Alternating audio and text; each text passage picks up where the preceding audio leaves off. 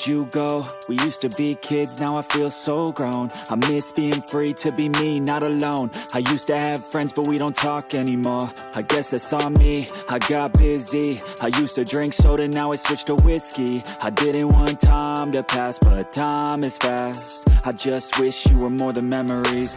I got kids now, but I'm a kid now. I haven't grown in my mind, just my skin now. I don't get taxes, I hate chores, I hate mail, bills, and miss the outdoors. I feel like the air used to smell different. The grass was greener and the summers were for swimming.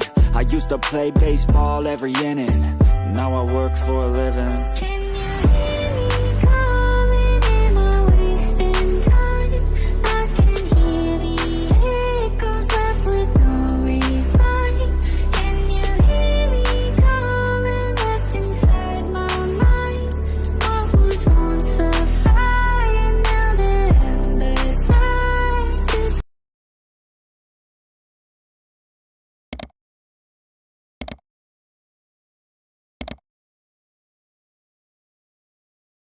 Meditation, just try to be more patient. Find a passion, a purpose, a reason to keep chasing all the dreams that I had when I was a little kid. Whatever happened to those dreams, man, there's something that I missed. So ayun mga bas, no, sa lahat ng mga nagtatanong, magkano nga ba ang ganitong motorcycle? Ito ay nagkakahalaga ng 48,000 kapag kinuha nyo ng cash. At syempre, available din po yan sa hulugan or sa installment. At yung meron silang rebate dyan. Papakita ko na lang din yan sa screen nyo kung magkano nga ba ang kanilang installment. Okay, para at least meron tayong reference kapag kinuha nyo ng hulugan and cash. So, sa tingin nyo, sulit nga ba sa kanyang ang presyo niya ngayon 2025? So, comment nyo naman yan sa baba para at least malaman natin kung ano ang mga comment nyo dyan or ano yun na inyo. Okay? So, sa lahat ng mga nakagamit na ng ganitong motorcycle, baka pwede nyong i-comment dyan. Ano nga ba yung mga naging experience nyo sa motorcycle na to? Ayos yan, diba? So, ayun ang mga best, no, sa lahat ng mga nagtatanong, magkano nga ba ganitong motorcycle kayo nagkakahalaga ng 58,760 kapag kinuha nyo ng cash? Siyempre, available din po sila sa installment. Ilalagay ko sa screen nyo para at least meron tayong reference kapag kinuha nyo ng cash. So, sa tingin nyo, sulit nga ba ang presyo niya ngayon 2025 at malapit ng 2026? Ano nga ba yung mga pwede nating abangan dito? Okay? So, ayun, sa mga nakagamit na ng ganitong motorcycle, baka pwede nyo i-share din sa comment section. Ano nga ba yung mga naging experience nyo sa motorcycle na to. Ayos na ayos yan, di ba?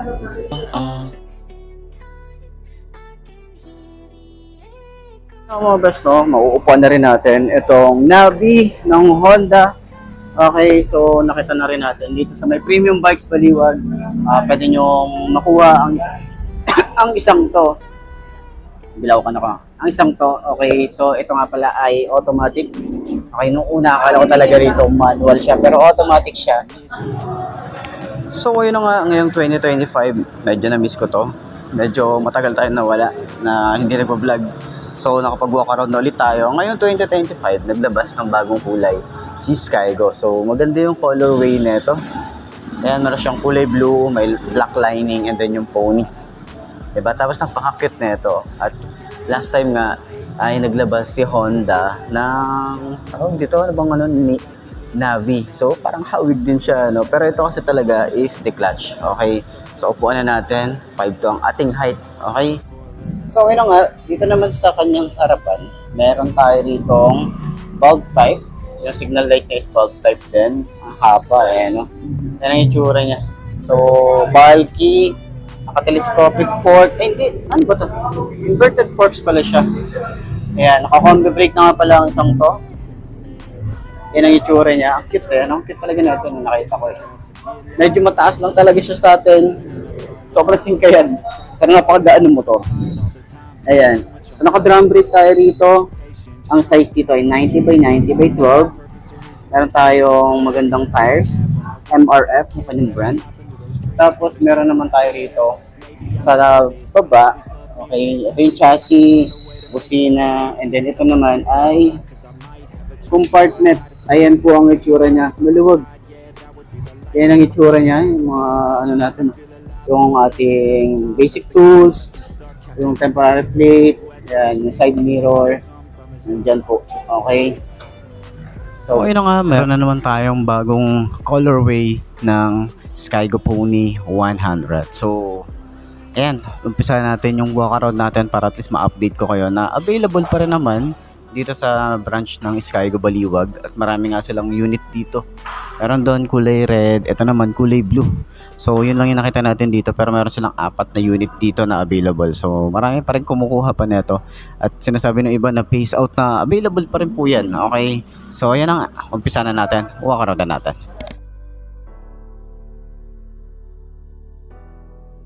So ayan, sa ating headlight meron tayo rito na bulb type. So sana dito upgrade LED nila, gawin nila para at least sumabay yung mga ganitong motorcycle. And then meron tayong signal light na LED, flexible naman yan. And meron tayong telescopic fork. Maganda rin yung ating fender, malapad kahit maliit siya. Maganda yung kanyang paint job. Naka mugs din tayo rito at tubeless na rin yung tires na ito. So dito makikita natin meron tayong single disc brake, meron tayong dual pad caliper, and yung size ng gulong nito ay meron tayong 110/70 by 12. Ayan. So dito naman sa side meron tayong gas tank na maganda rin yung yung paint job talaga nito, tapos yung kanyang decals dito. Meron pa siyang logo, 'di ba? Ganyan ang itsura niya. So, parang naging logo ng mga classic. Ganito talaga yung mga tas pony. At least 'di ba pag sumali ka sa mga GC, meron na silang logo mismo ng Skygo pony. Ayan, may nakalagay na diyan. Yan, Skygo yung makina niya. Napansin ko dito, hindi na siya glossy or medyo yung paint niya is flat. Tapos meron tayong naka-engrave dito na Skygo, naka single head shifter. Yung ating foot pegs, napaka-cute lang. Ito nape-flip. Ganyan ang itsura. Then, meron tayong foot pegs. Ito yung itsura. Tingnan mo naman, napaka-kapal. Combination ng rubber and metal. Ito rin yung ating angkasan. Combination ng rubber and metal din. Naka-round style naman siya. May kill switch din tayo sa kanyang side stand. Okay? So, yung gas tank naman, ito naman yung itsura niya. Ayan, yan ang itsura ng gas tank natin. So, yung ating ignition, napaka-simple lang. May Honda tayo dito. Analog type. Speedometer, odometer, naka-high beam, signal light, fuel gauge na dito sa taas. And then, yung mga switches natin dito. Ito para tayo naka-quick throttle dito. Electric starter lang yun nandito. Dito naman sa side, high and low, signal light, busina, and then choke. Ayan. So, carb type. Ayan. So, ito naman is brake lock. Ayan. So, ito yung ating front brake, rear brake. Okay, ganyan ang itsura niya. Ayan. So, sa upuan, ito malambot din. No? Makapal din yung foam hanggang dito sa OBR natin. And, sa compartment, ay nakalock na pala. Wala na, nalock na natin. Ayan. So, makita na lang natin. Meron tayong parang lagay ng battery. Okay, nandiyan sa loob. Tapos, meron tayong grab bar. Ito yung itsura, kulay gray. Yan, kung gusto nyo maglagay ng top box, pwede ang sangto. Flip to pero ganyan naman siya. Ayan, tapos combination ng rubber and metal. Ayan. So, ang napansin ko dito, medyo kailangan i-bend pa yung ating tawag dito side stand kasi medyo alanganin yung pagsa-side stand niya. Yun yung napansin natin. And dito naman, meron tayong foot pegs. Ayan, metal naman. Solid naman to. And then meron tayong mga pa-sharp na design. And pwede kayo mag-angkas dito kahit ganito kaliit. Ayan. So, pwede nyo rin tanggalin yan. Kung ayaw nyo naman, pwede naman kasi may bolts naman tayo rito na tinatanggal. Dito sa ilalim, meron tayong lagay ng kanyang helmet. Ayan. Pwede tayong magsabit kung in case na nasa parking tayo, kailangan nating iwan yung helmet. Secured pa din. Ayan. So, dito naman sa ilalim, meron tayong chain cover. Yung ating sprocket size ay 38. Ayan, yung sprocket size. And, yung swing arm niya, maliit lang din, di ba? And meron din tayo rito monoshock. Tapos nasa pinaka-center naman siya. And meron din tayo rito mudguard. Ayan. So talagang nandito na yan. No? Hindi ka na bibili. May reflector na rin tayo dito sa likod. Ayan. So ito naman metal. Kaya hindi siya basta-basta aalog. Ayan. Okay. So talagang maganda yung play nito. No? Hindi siya yung katulad ng iba na tatama dito or ano. Pwede ka pa nga maglaki dito ng gulong kasi malaki pa yung clearance niya rito. Ayan. So, meron din tayong grab bar. Ito naman, pag-aangkas tayo. Okay? And dito naman ay yung ating taillight na LED. Signal light LED. Same nung kanyang design dun sa harap. Meron tayong ganito na design and plate light and lagay ng plate. So, kagandahan sa lagay ng plate is metal naman. Ayan. Sa upuan, wait lang. Meron nga pala tayo rito. Yung size ng gulong sa likod ay 120/70 by 12. Ayan. Okay. So, sa upuan, ito yung nagustuhan natin. Ayan. So, leather. Meron tayong stitches. Pakaganda. Pang classic yung kanyang design. Kulay brown. Okay. Yung gas tank natin dito. Ayan. Meron tayong panggilid dito. Ito yung kickstart niya. Tapos ito yung filter, meron tayo rito single shock. Ayan. So naka-drum brake din tayo rito sa likod.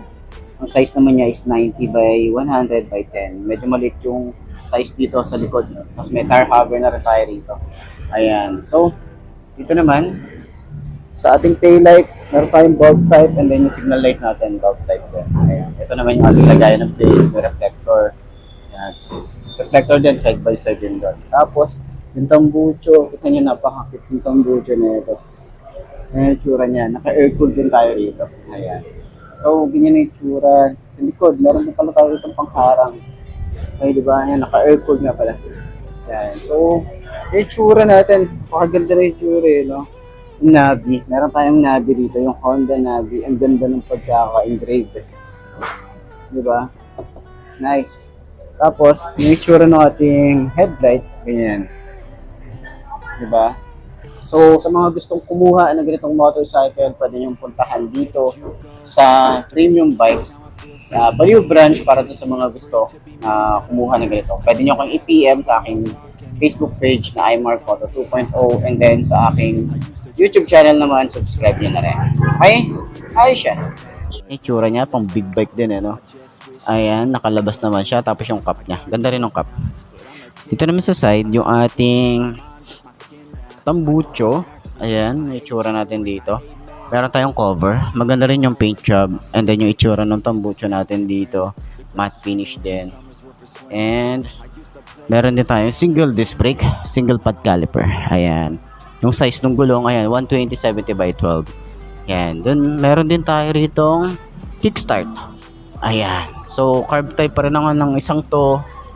Kita natin dito is, anong brand ba to? Wala siyang brand. Yung iba kasi Denny. Pero ito, wala siyang brand. Ayan. And then may Skygo tayo rito na naka-engrave.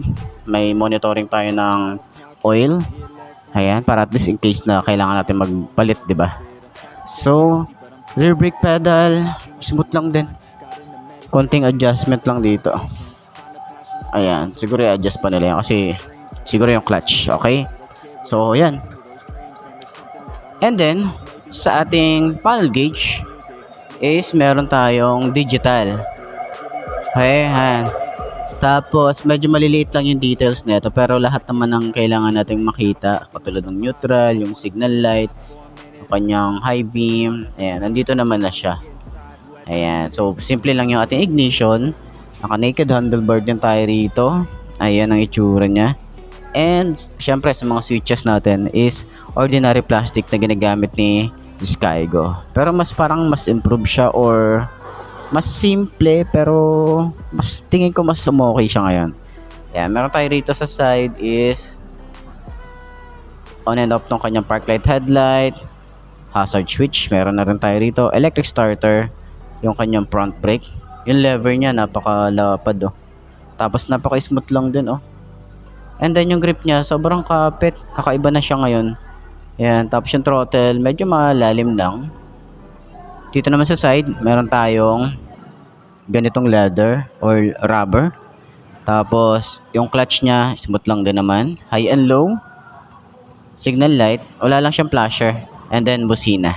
Ayan, so ganyan ang itsura ng ating Skygo Pony. So sa lahat ng mga nagsasabi na phase out na to, hindi pa siya phase out, okay, available pa rin po siya dito sa Skygo or any branch ng Skygo kasi marami pa rin daw talagang bumibili ng ganitong motorcycle. So yun lang naman, update vlogs para dito sa. So ayun na mga best, no, ito na ba ang motor na babagi sa'yo? Kung ito na nga ay markahan mo na yan at mag-subscribe ka na sa aking YouTube channel. I-click mo na rin yung notification bell para updated ka sa lahat ng videos na upload natin. Dito araw-araw sila yung tatandaan, wala sa brand ng motor ang tatagal yan. Kundi na sa pag-aalaga mo yan, tatagal yan. Ayos na ayos yan. So kita na lang ulit tayo bukas. I'm Mark D. Ciao. Maraming salamat sa inyo. Babush. Alam boss. Everything is okay, yeah, hey, yeah, hey, yeah, yeah. But you gotta let 'em go. I know it's hard, but you're better on your own.